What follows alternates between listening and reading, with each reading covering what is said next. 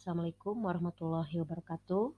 Salam guru penggerak. Saya Rianti Astriani Sufian dari SMA Negeri 32 Garut sebagai CGP Angkatan 8. Di sini saya akan memaparkan video mengenai pendidikan yang berpihak pada murid. Di sini saya akan mendemonstrasikan kontekstual pemikiran Ki Hajar Dewantara pada pendidikan yang berpihak pada murid. Tapi sebelumnya saya akan memaparkan dulu siapakah beliau yang mencetuskan pada pendidikan ini. Dan ini adalah beliau adalah Ki Hajar Dewantara.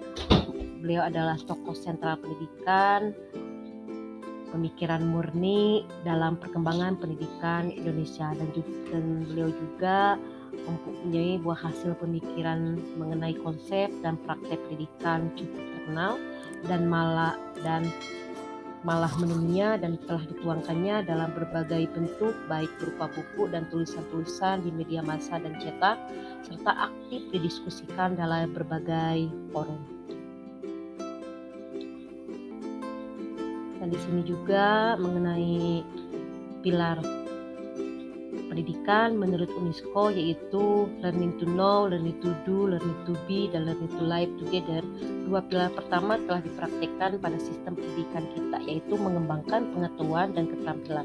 Learning to be menghendaki para murid untuk menjadi manusia yang berbudi pekerti luhur, sedangkan learning to live together mengarahkan murid untuk memiliki kesadaran dalam hidup bersama dengan manusia yang lain di tengah pluralitas dan heterogenitas. Sesuai dengan pemikiran Ki Hajar Dewantara bahwa tujuan pendidikan ini adalah menuntun segala kudrat yang ada pada anak agar mereka dapat mencapai keselamatan dan kebahagiaan yang setinggi-tingginya, baik sebagai manusia maupun sebagai anggota masyarakat. Di samping itu juga mengandung makna bahwa seorang guru diberi kebebasan untuk menuntun muridnya dengan berbagai metode atau cara yang tentunya sesuai dengan karakteristik dan kebutuhan murid. Dan dengan pemikiran Ki Hajar Dewantara juga di sini menjelaskan bahwa pendidikan adalah tempat persemaian benih-benih kebudayaan dalam masyarakat, dan meyakini bahwa untuk menciptakan manusia Indonesia yang beradab, maka pendidikan menjadi salah satu kunci utama untuk mencapainya. Ki Hajar Dewantara juga mengatakan bahwa hendaknya pendidik atau guru untuk tetap terbuka atau melakukan berbagai pembaharuan, tetapi tetap harus waspada terhadap perubahan yang terjadi. Guru diibaratkan petani atau tukang kebun, anak kala itu seperti biji tumbuh yang disemai dan ditanam oleh Pak Tani di lahan yang telah disediakan.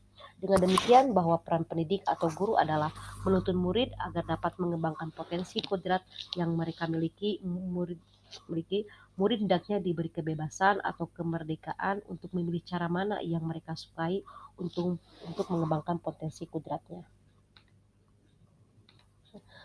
Bapak Ibu masih ingat semboyan Ki Hajar Dewantara tentang peran guru sebagai pendidik, yaitu Ingarso Sungtulodo ing Madio Mangunkarso Tuturi Handayani.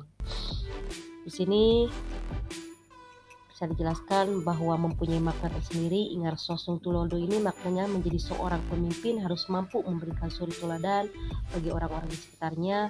Jika kita implementasikan pada dunia nyata pendidikan, pemimpin adalah seorang guru atau pendidik yang harus memberi keteladanan.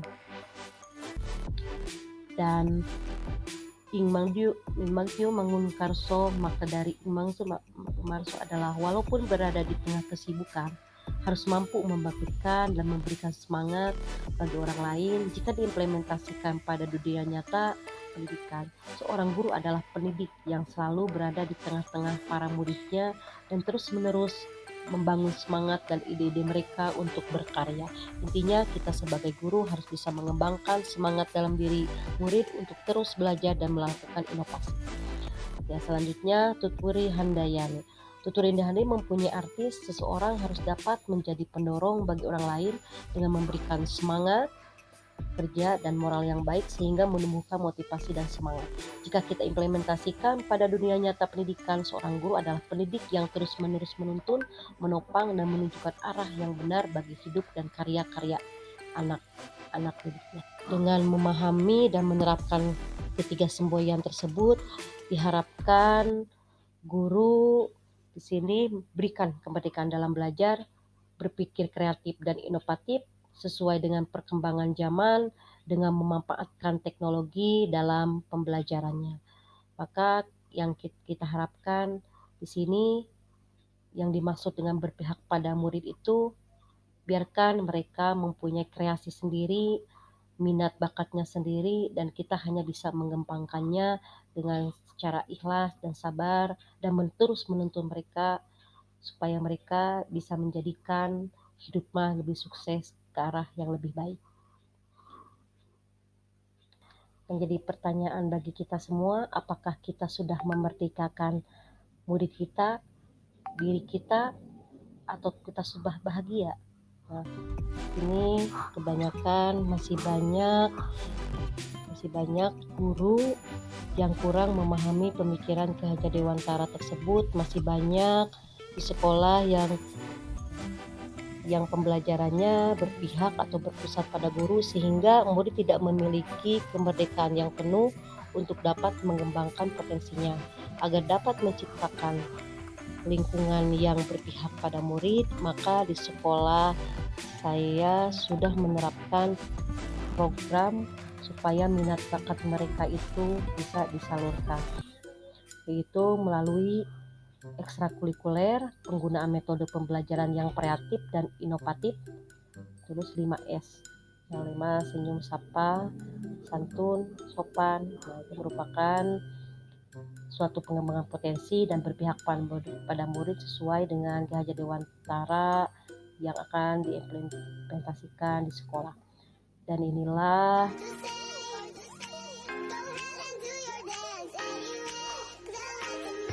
di sini ada beberapa kodrat alam yang mereka miliki, minat bakat mereka yang miliki, terutama pada karakter anak. Maka di sini ada penilaian karakter anak pada ekstrakurikuler, bisa dilihat apa saja yang mereka lakukan.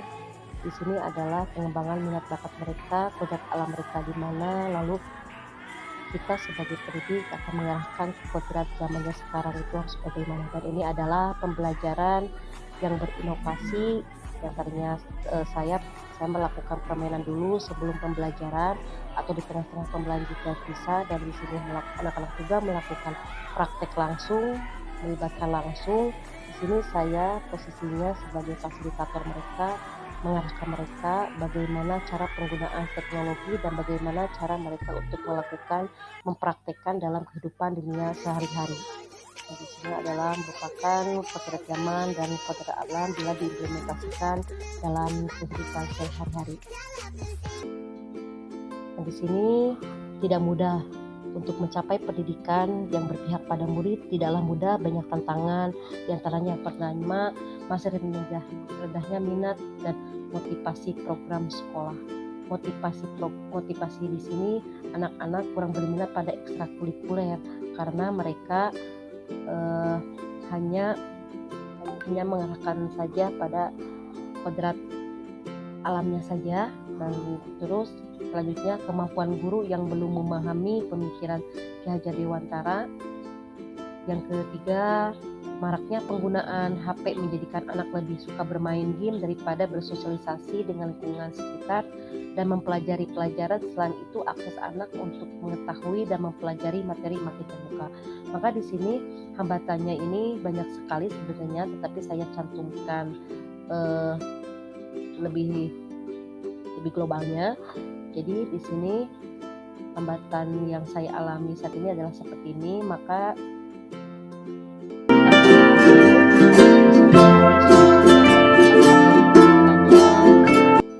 agar terciptanya pendidikan yang berpihak pada murid. Nah, di sini ada beberapa solusi, diantaranya menggunakan model atau metode pembelajaran yang bervariatif agar murid lebih nyaman saat belajar di kelas. Jadi ibu bapak bisa menggunakan model apapun sesuai dengan kemampuan anak, dan rancanglah metode pembelajaran yang berbeda ketika anak A dan anak B itu berbeda. Selanjutnya guru harus mengikuti berbagai pelatihan untuk dapat mengembangkan keterampilan dan menguatkan pemahaman tentang pendidikan yang berpihak pada murid. Di sini juga guru harus banyak-banyak berlatih, mengikuti seminar, mengikuti pelatihan, apalagi tentang aplikasi-aplikasi pada pembelajaran. Selanjutnya, sebagai pendidik, guru tidak boleh bosan dan memberikan contoh teladan pada murid. Kita sebagai pendidik atau sebagai penuntun, kita tidak boleh bosan-bosannya terus mengingatkan anak yang salah dan terus memberikan semangat kepada siswa yang terus mengembangkan sayapnya untuk memulai aktivitasnya menuju kebahagiaannya dan menuju kesuksesannya. Selanjutnya, mengedukasi peserta didik untuk menggunakan HP untuk hal-hal yang positif seperti mencari materi pelajaran dan informasi lainnya. Jadi di sini ibu bapak bisa menggunakan metode pembelajaran dengan menggunakan aplikasi sehingga siswa mudah tertarik dan siswa tidak jenuh ketika kita memberikan materi kepada mereka. Selanjutnya, mengedukasi peserta didik bahwa tidak semua budaya di luar baik sesuai dengan budaya ketimuran. Kita untuk itu harus pandai memilih dan memilah agar dapat memfilter berbagai pengaruh buruk dari budaya luar yang tidak sesuai dengan budaya Indonesia.